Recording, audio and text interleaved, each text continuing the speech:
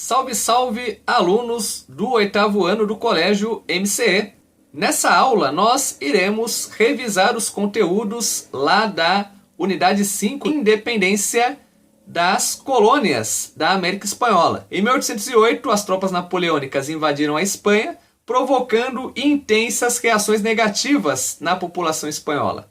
Já no caso das colônias, a elite colonial, os crioulos, que eram pessoas com ascendência espanhola, nascidas na América, aproveitaram o fato de estarem sem seu rei legítimo e formaram as juntas governativas, governos locais, passando a se autogovernar. As principais causas ligadas ao processo de independência são as seguintes. A primeira delas, com a invasão francesa por Napoleão Bonaparte, que resultou na ruptura do contato direto entre, principalmente, o rei e as colônias, ocorreu ali um vazio de poder. E esse vazio de poder alimentou os sentimentos de libertação, os sentimentos de independência. E nesse sentido, nós temos também o descontentamento dos crioulos, que eram os descendentes de espanhóis nascidos na América, que apesar de serem ricos, eles não podiam exercer cargos políticos e eles eram contra a manutenção do monopólio comercial,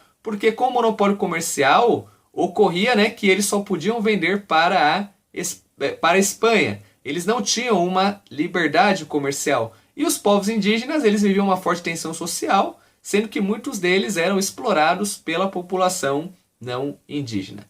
Outro ponto que nós temos também, que é muito importante para nós entendermos esse processo, foi a influência das ideias iluministas.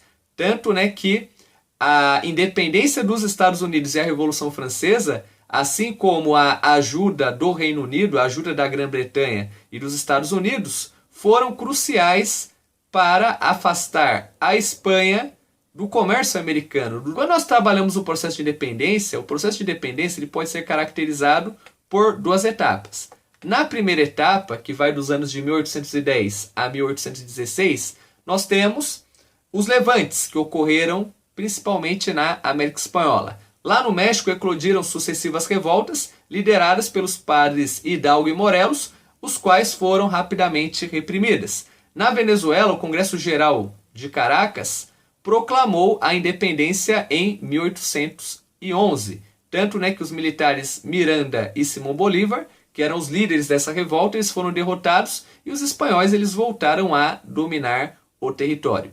Já no caso da Argentina, com a deposição do vice-rei, subiu ao poder uma junta governativa, e essa junta governativa ela foi responsável por declarar a independência através do Congresso de Tucumã no ano de 1816. Já no caso do Chile e na Colômbia, ocorreram levantes militares, só que esses levantes foram reprimidos. Já no caso do Paraguai, o Paraguai ele conquista sua independência sob a chefia do presidente Gaspar de Francia.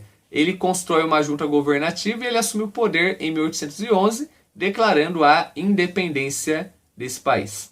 A segunda etapa do conflito, que abrange os anos de 1816 a 1825, vai envolver ali uma série de revoltas, muitas nesses mesmos lugares, e a primeira delas é nada mais nada menos que o México. Ou seja, lá no México, o padre Miguel Hidalgo ele foi preso e fuzilado em 1811, sendo substituído pelo padre José Maria Morelos, que assume a liderança do movimento, proclama a independência do México, juntamente ali com a participação de um militar crioulo chamado Agustín Iturbide, em 1821. Os rebeldes chilenos eles declararam a independência após as vitórias do general José de San Martín em Chacabuco em 1817 e Maipú em 1818.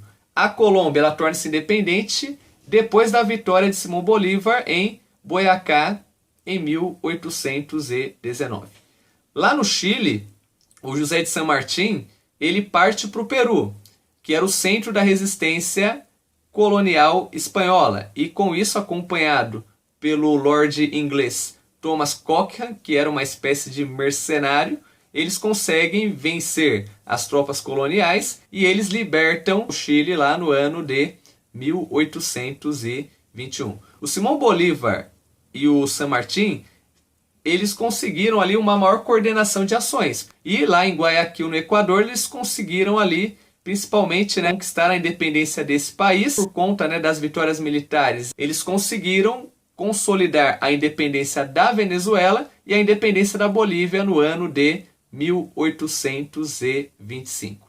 Já no caso do Uruguai, ele conseguiu a sua independência em 1828 através de uma guerra, né, contra o Império do Brasil, e essa guerra o Brasil perdeu por conta, né, que no caso o Uruguai, que na época era a província cisplatina, recebeu o apoio da Inglaterra e da Argentina. E no final do século XIX ocorreu, né, a independência das últimas colônias espanholas no continente americano, no Porto Rico e Cuba. O movimento pela independência de Cuba ele começa em 1868, mas ele não teve sucesso. E um dos pontos relacionados a esse contexto é justamente a Guerra Hispano-Americana de 1898, foi responsável pela vitória norte-americana que culminou o acesso, né, a Cuba, Porto Rico e áreas lá no Pacífico, além das Filipinas, para o domínio norte-americano. A única exceção da independência da América Latina, que foi praticamente em uma vertente oposta, foi o Brasil. Enquanto que a maior parte dos países que compunham a América Espanhola tornaram-se repúblicas,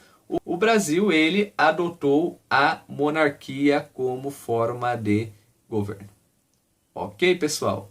Bem, por aqui eu finalizo esse vídeo. Espero que vocês tenham gostado e tudo de bom para vocês.